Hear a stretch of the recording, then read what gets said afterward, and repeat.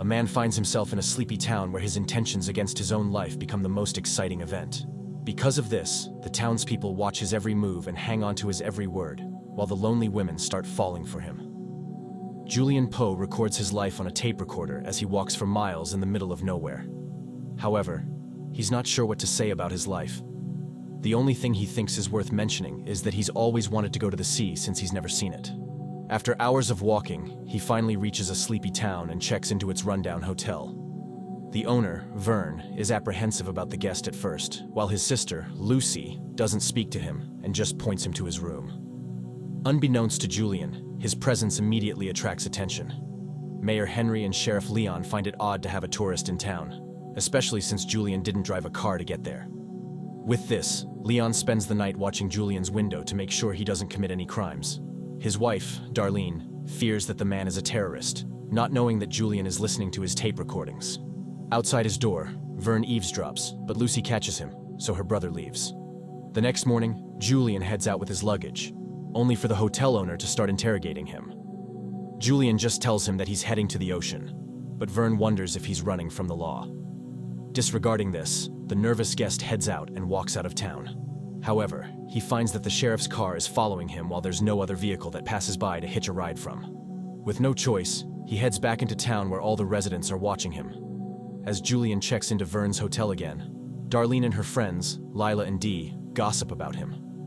The sheriff's wife shares that Leon thinks the man is into questionable business, which horrifies Dee. In turn, Lila sarcastically comments that such businesses don't belong in their boring town. Julian later heads to the bridge, over the nearby river, to record his thoughts, but stops when an old man starts pacing around him watchfully. Uncomfortable, he decides to head back to his room, where he exclaims to Lucy how the town is treating him like a freak. Meanwhile, Lila criticizes her husband, Henry, for not doing anything about Julian.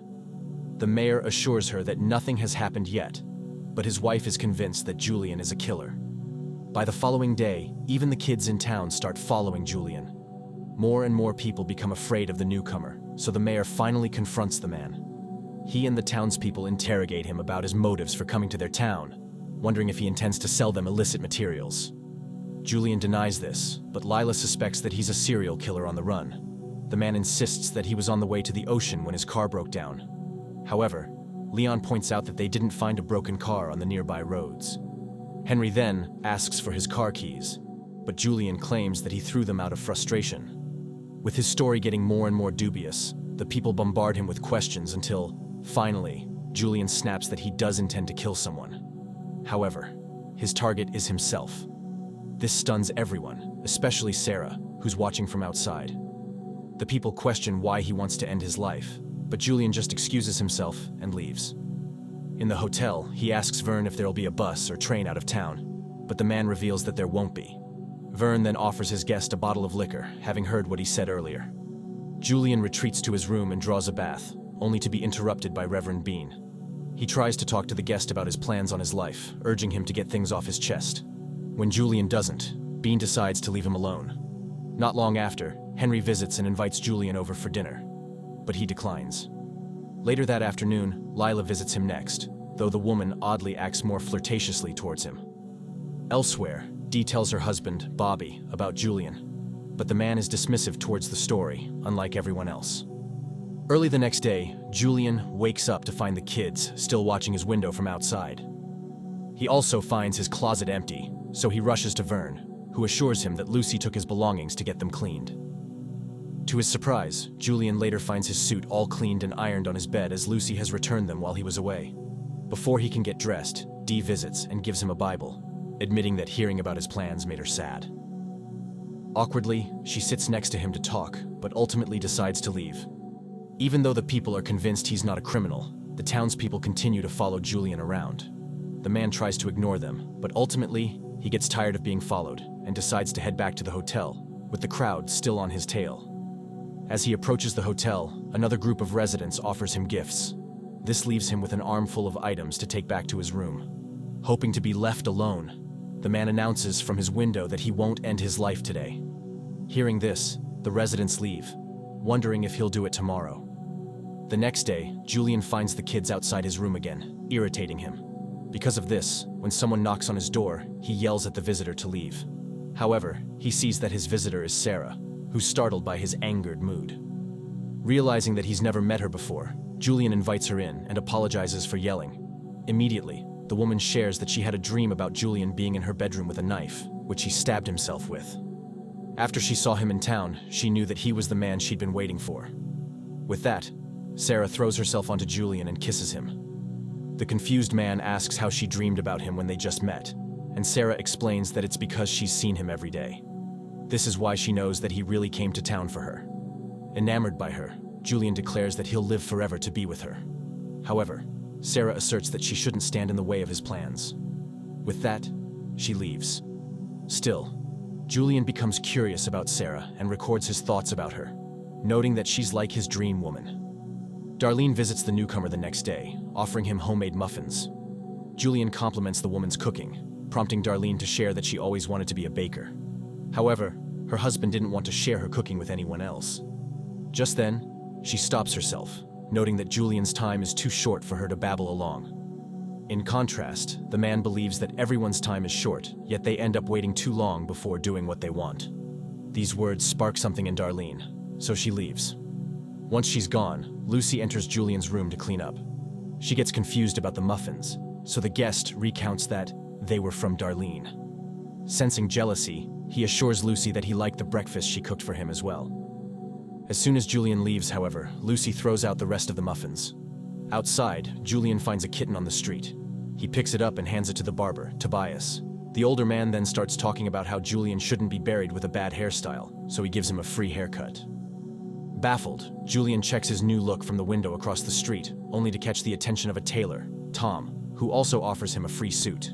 Julian tries to refuse, but Tom insists on being part of his adventure. With all the attention on him, Julian grows more comfortable in town despite the dozens of eyes constantly trailing him. He later finds Lucy cleaning his room, so he asks her to leave so he can have some privacy. However, he accidentally startles the woman when he taps her on the shoulder. Only then does Julian realize that Lucy is deaf and has been only reading his lips. With that out of the way, Lucy writes on her notepad, asking Julian why he wants to end his life. He dodges the question since it's hard to explain. That afternoon, he goes to the bridge again, wondering if the river below is connected to the sea. Sarah follows him, making Julian suspect that she wants to see if he'll jump over or not. However, the woman declares that she intends to join him. She then takes him to the river, recounting how she used to go there at night and think about all her fears. Afterward, they visit her father's grave, whom Sarah believes is still watching over her. The only problem is that she can't touch him until she takes her own life like he did. Sarah leads Julian to her home next, where she gives him a sweater she made. She recounts that she's been making clothes for him since she started dreaming of him. And to Julian's surprise, they mostly fit him perfectly. With no further words, Sarah starts undressing and invites the man to her bed. Julian joins her, and the two enjoy an intimate time. That night, a delighted Julian records his thoughts, admiring how Sarah makes him happy. Unbeknownst to him, the woman has been cutting her hair to knit into his sweaters. Julian then goes to the bar, finally in the mood to live again. He's joined by Stonewall and Tyler, who speculate how he'd end his life. Stonewall thinks a lethal dose is less messy than a gun, but Tyler argues that he'll have a bad time if he doesn't take enough. Julian finds the conversation awkward, but the men admire him since he's decided on his fate. With that, they buy him a round of drinks. This has the man sleeping in the following day, so Lucy wakes him the next day to give him medicine for his hangover. After breakfast, Julian heads to the hotel's attic for some privacy, only for Vern to find him. The hotel owner hands him a gun as a gift, urging him that it's an easy way to fulfill his plans. He then leaves the weapon to him, though instead of being encouraged, Julian becomes scared. As he steps out, Leon corners him and invites him to go hunting. In the woods, the sheriff comments how killing is one of men's greatest satisfaction. He even admits to having ended a man's life which no one else knows about.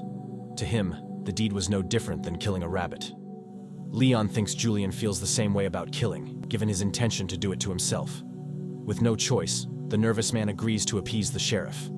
However, when they arrive at Leon's home, they find Darlene starting her baking business, encouraged by Julian's words. This makes the sheriff angry at his guest. As he heads back to the hotel, Julian is surprised that a woman is collecting bets as to when he's going to end himself. The boys in town also continue following him, reasoning that they want to see him enact his plan since they've never seen anyone do it. Reverend Bean also approaches the man, wondering about his thoughts on the afterlife. Tired of being badgered, Julian rants that he hopes the afterlife will get them what they never did in real life.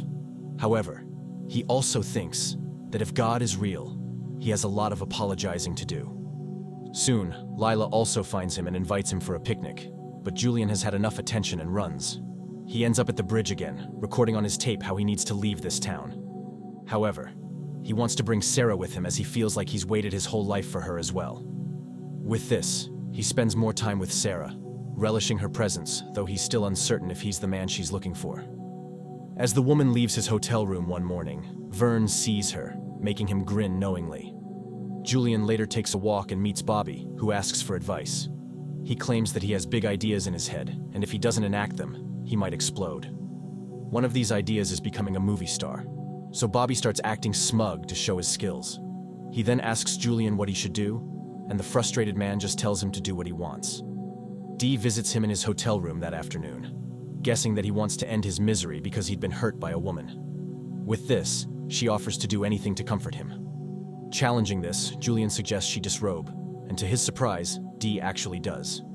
The man then stands behind her, pressing his back against hers. This confuses the woman, but Julian merely steps away after a short while and thanks her. The following day, Vern presents Julian with his gun collection, thinking he wasn't impressed by the revolver he gave him. He then offers him any weapon to use, but as Vern starts musing about his collection, Julian slips out. He visits Tom's shop to purchase a tie, and as he chooses, the tailor asks if he's ever been in love. Julian says yes, so Tom empathizes with how horrible it must be to love someone they can never be with. The tailor then confesses that he's been in love with Leon since they were kids. He cries since the man is married, and if he ever told anyone of his feelings, he'll be hated. Julian notes that it's worse to regret something they never did, so he shouldn't let fear dictate his life. Afterward, Julian strides back towards the hotel, feeling like he's making a difference in people's lives. However, Dee confronts him as Bobby has left her to pursue his dreams like Julian told him to do. Despite this, the desperate woman asks him for advice on what to do. Now realizing his effect on people, Julian is stunned and merely tells the woman that he can't tell her what to do. He goes to Tobias for a shave next, but as the barber sharpens his blade, he comments how he admires Julian's way of making his last days an art by being around people he didn't know. Tobias claims he's an artist with the blade too, adding that he'd imagine using it against someone. This makes Julian nervous, so he runs. Meanwhile, Bean leads a mass but preaches Julian's words to the townspeople. He admits that he's started to not believe in God since he hasn't apologized for the mess of this world. With that in mind, he apologizes to his neighbors on God's behalf. This leaves his clergy doubtful of their pastor. That night, Julian finds a tearful Sarah in his bed. She asks if they can be together always, and the man responds with a kiss, leading to another intimate night. However, he wakes up the next day, finding only Sarah's note on his bed. Her letter horrifies him, so Julian races to the river, but only sees Sarah's scarf tied to the bridge. Despite not finding her body, Julian mourns for her as he reads her goodbye letter again. The woman believed that to prove her love for him, she needed to go first so she could wait for him on the other side.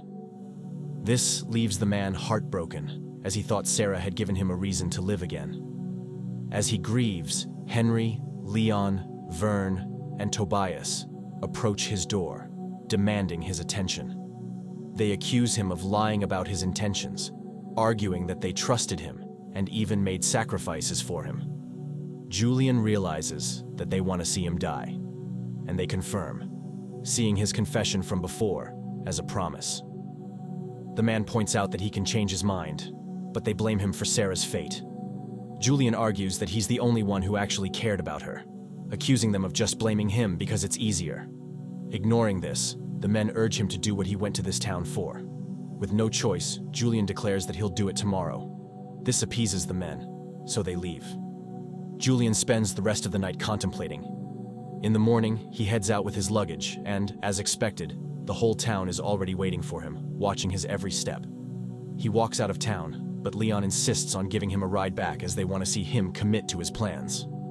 Soon enough, Julian is forced to wear the suit Tom gave him and is escorted out of his hotel room by Henry, Leon, and Vern. As they walk him to his final destination, the deaf Lucy finds his tape recordings. Despite not being able to hear his words, the woman plays them close to her heart, feeling the vibrations of the man's voice. In the tapes, he recounted how the town gave him a stopover towards the end of his journey. The place allowed him to fall in love and have a purpose, but he accepted that it was time to go to the sea. Subscribe to watch more videos like this, turn on notifications and leave a like to help the channel out. Thank you for watching.